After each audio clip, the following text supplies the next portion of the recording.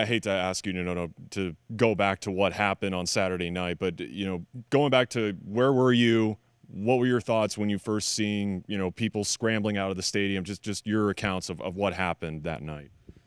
Well, when it initially started, I didn't really have a clue what was going on. We were busy trying to get personnel on the field and off the field because it was I think, if I'm not mistaken, right after a punt and everything. And we were trying to get those guys on and off the field. And then I noticed some people moving in the crowd, and then it became pretty obvious something was going on when people started bailing over the side. And the officials on our sideline heard something about a shooter or a gun.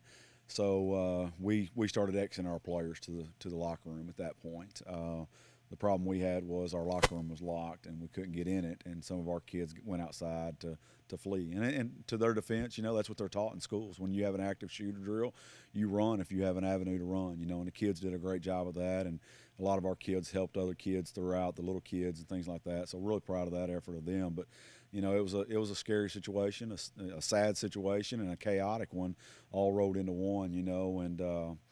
I just hate that it happened at such a great event in the Salt Bowl. I mean, this is two great communities that come together and put on a display of, when you got 38,000 people, that's phenomenal. And two really good communities, two good schools, two really good football teams. I thought it was a great game all the way up until that point. Wish we could have finished the game. That's the sad thing about it is, we didn't get to finish what was started. And there's a lot of hard work that goes into it. Coach James and I have talked about that all last week. These guys look forward to it. As soon as football season's over with, the talk of Salt Bowl.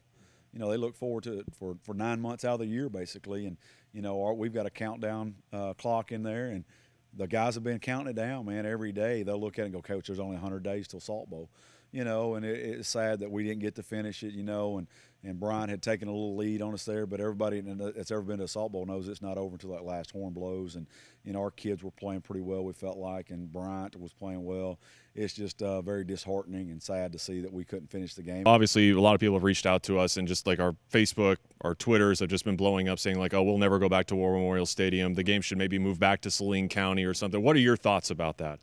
Well, I don't think we need to push the panic button on that. I think that, some things need to be maybe changed a little bit, upgrade the security just a little bit, maybe make it even more like a Razorback football game. You got to have a ticket, no walk-up tickets, maybe a little bit more stiffer at the gate with scanning and things like that. But I don't think anybody needs to be scared to go back to War Memorial for the Salt Bowl. I think, it's a great event.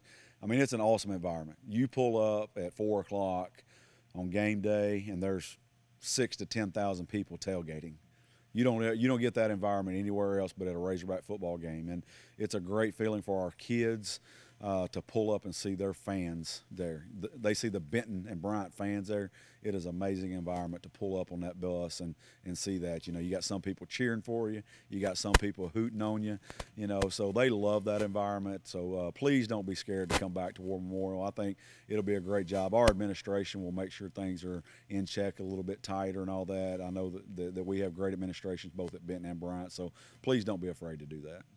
Going back to the sense of community, we obviously were getting videos and whatnot and stories that we keep hearing of not only Benton players, but Bryant players helping Benton fans, or Benton players helping Bryant fans helping, et cetera, et cetera. I mean, just what does that say about this community? And it means more than just a football game and a rivalry. Right, most definitely. I mean, they're rivals on the field, but you can tell once they get off the field, they're still friends. There's a lot of kids that hang out with each other.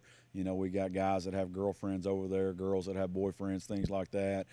So they hang out together at times, and that was obvious the other night. That it was just one big close-knit group of kids. They didn't care what color jersey it was or uniform they had on. They came together, they rallied together in a tough situation, and they helped each other, throughout that. We saw many kids walking down the hill coming back into the stadium with blue and maroon together, and it wasn't a division at all. They were a little intimidated and panicked and scared maybe, but they united together and they stuck together in a tough situation. Security-wise, did you notice anything that you maybe wanted improved on? Like we heard that some people didn't get wanded or anything like that. I don't know. For us as a team, they let us come in the gate. It's no big deal. Now we did have a security person ask us to see our tags and everything, which we were told that if you was a coaching staff or a member of the team, you didn't need a sideline pass or anything. But they did ask those questions for us. I've had some friends that came through the gate, said they were not wanted. They were not, their bags were not checked, you know. So, you know, I don't know that. That's not a person, you know, that didn't happen to me personally. That's just hearsay. But, you know, for us as a team, they made sure that we was on the team and checked like they should, you know. So now, with everything that happened Saturday night, you guys returned to practice today. How do you get your kids to move on, or, you know, just help them move on from I'm sure you know what, I can't even think of the word, you know, traumatic experience from Saturday night? Well, it's a first for me, you know, and we're gonna try to handle it as we go. You know, we're gonna talk about it if we need to, and if it takes 5 minutes or it takes 35 minutes, but we need to get this behind us. You know, we have a football season. You know, thank God that nobody was hurt seriously.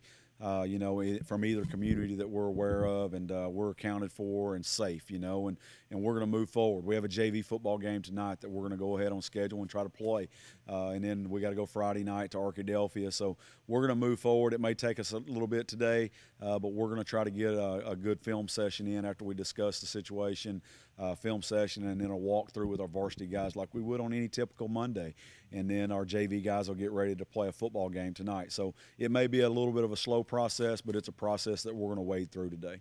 You know, not asking for specifics, but have there been any players that have come up to you and you kind of needed to help, you know, kind of feel better about the situation? Yeah, we had some kids that were shook up after the game the other night. You know, we had some kids that were real calm about everything. They helped a ton of kids, you know, small kids helping them out. But we had a few kids that was really shook up, you know, and each individual kid's differently.